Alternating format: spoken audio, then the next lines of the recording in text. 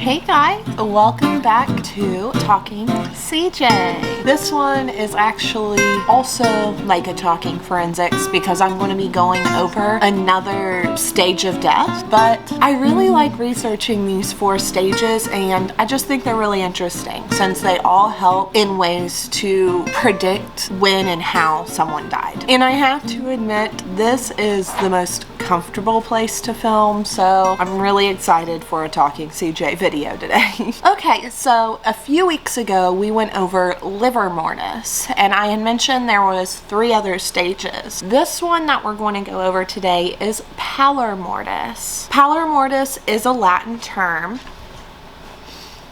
Sorry. Come on, Sadie, lay down. Pallor means paleness, and mortis means of death. So, paleness of death. This is obviously the stage of death that causes the color to leave your skin. It happens between 15 minutes and 2 hours. And men and women do have a type of tint to their skin that varies, but during Pallor Mortis, that goes away. So, you can't really tell the difference between a man and a woman based on their skin after this occurs. It is prominent in more lighter skin tones, but dark skin tones also deal with Pallor Mortis, contrary to popular belief. Obviously, melanin has a way stronger effect on darker skin tones, and the melanin really doesn't change during Pallor Mortis. The redness, though, in your skin tone does fade away due to Pallor Mortis. And to measure Pallor Mortis, you use an optoelectronical color measurement device. So what causes Pallor Mortis? I talked a little bit about the reddish tint just a second ago, and that is caused by the blood being near the top of the skin. You can tell because like when your blood pressure goes up or you like even scratch an area, your skin does get a little redder, which is the blood coming to that area. And it's the same if you have less blood flow to an area. You will seem paler. And what we learned with Pallor Mortis is the blood flow stops and it'll pull in the area with the most gravitational pull. So therefore, you look pale because the blood is not circulating like it's supposed to, which causes the blood not to reach every area of your body, especially the organs that are farthest away from your heart, which the farthest one away happens to be skin. Also, the collapse of the capillary circulation throughout the body has a major factor in this as well. So you see that the dermis and the hypodermis, which is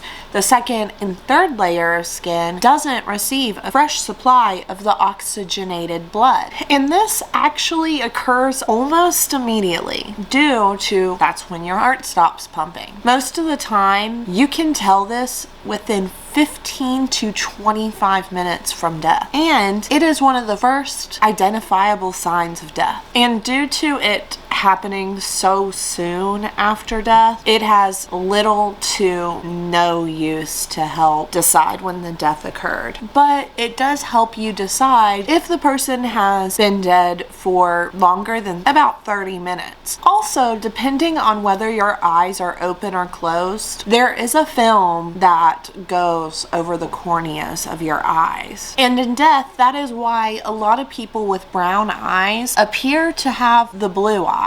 It sets about 2 hours after death, depending on whether your eyes are open or closed. So this is also a good indicator on whether it has been less than 2 hours or more than 2 hours or somewhere around there. So unfortunately, this has little to no use to help figure out the time or cause of death since it happened so fast. But that is Pallor Mortis. Sorry, I know this one's a little shorter, but honestly, there just wasn't that much more I could find on it. But I did want to cover it since I want to cover every stage of death in my Talking CJs. So I hope you enjoyed it. Thank you so much for watching and coming back to my channel. Please like and subscribe for me and hit that notification button. That way you're notified the next time I upload. Stay tuned for my Cult Christmas series that will be in December. Those cases